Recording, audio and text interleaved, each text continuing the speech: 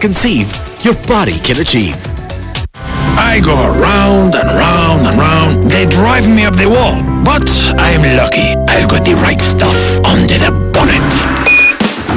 Ready, rice ball? Oh yeah! Ever ready, always ready. This portion is brought to you by 8 o'clock. This portion is brought to you by Ever Ready. Kay Susan tayo!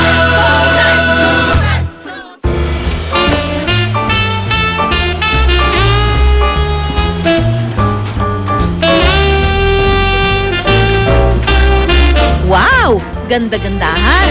May date?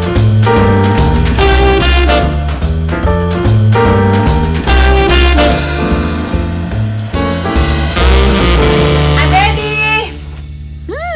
Sino kaya yan? Okay, Kay, let's go! Yes, let's go!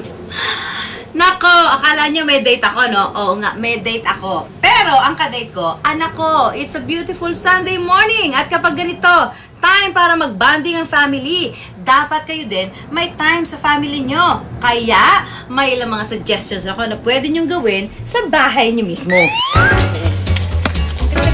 Go out na magkasama. Kahit within the neighborhood lang, pwede kayong mag-walking together ng iyong loved ones. Ang saya, di ba? Wala pang gastos. Make a project together. Kahit yung simpleng paggawa ng mga kortina, pwedeng bonding time. At mag-isip kayo ng ibang mga proyekto na pwede maging bonding moments nyo ng iyong family. Ayan, laging dapat may gawaing involve ang buong pamilya. Paunahan tayo, ha? Tulad ng mga simpleng proyekto sa loob ng bahay, iparamdam lamang sa isa't isa na lahat may mahalagang papel na ginagampanan. And enjoy the moment that you're working together.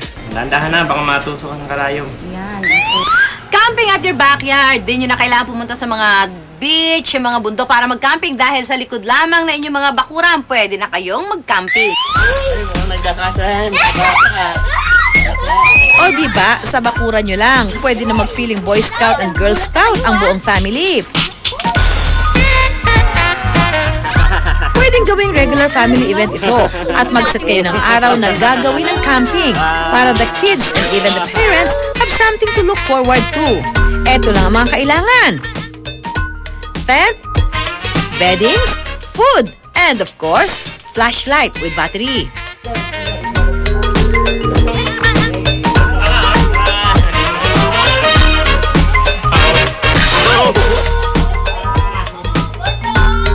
Pero dapat tandaan ang mga bataryang ginagamit at lalo pa ang hindi na ginagamit, kailangang i-dispose o itabi ng maayos.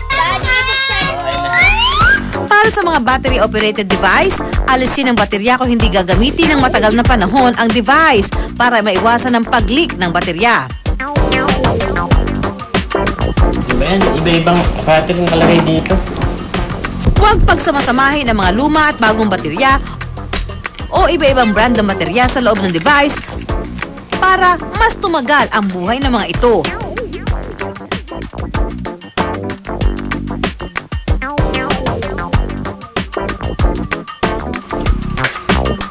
Huwag ding pagsamasamahin ang luma at bagong baterya sa inyong mga lalagyan.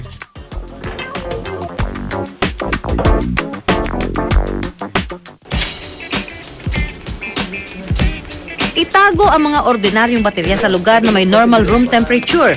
Huwag sa napakainit o napakalamig na lugar para maiwasan ang leakage. Laging panatilihing fresh ang baterya at itapon na ang mga lumang baterya kapag hindi na ginagamit. Okay, tulog na tayo. Maaga tayong gigising bukas at alam natin itong...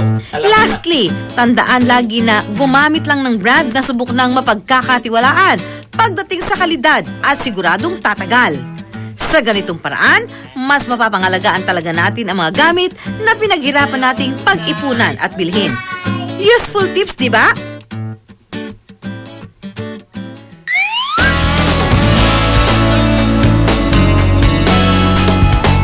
And of course, our last family bonding tip, talk to each other a lot. Importante ang komunikasyon. Kaya kahit gaano kayo kabisi, siguraduhin na meron kayong time para mapag-usapan ang iba't ibang bagay tungkol sa inyong mga mahal sa buhay. Mga bata, kamusta naman yung sa school ninyo? Okay lang po. Masarap na laging kausap ang mahal mo sa buhay. Wala nang makakatalo pang bonding moment sa simpleng kwentuhan at balitaan ng magkakapamilya. Yun ang kanyang grade. Kay Susan tayo! Uy, pamilyang protektado at nanalo? Wow! Sana namang pamilyang protektado ang nanalo sa kay Susan tayo.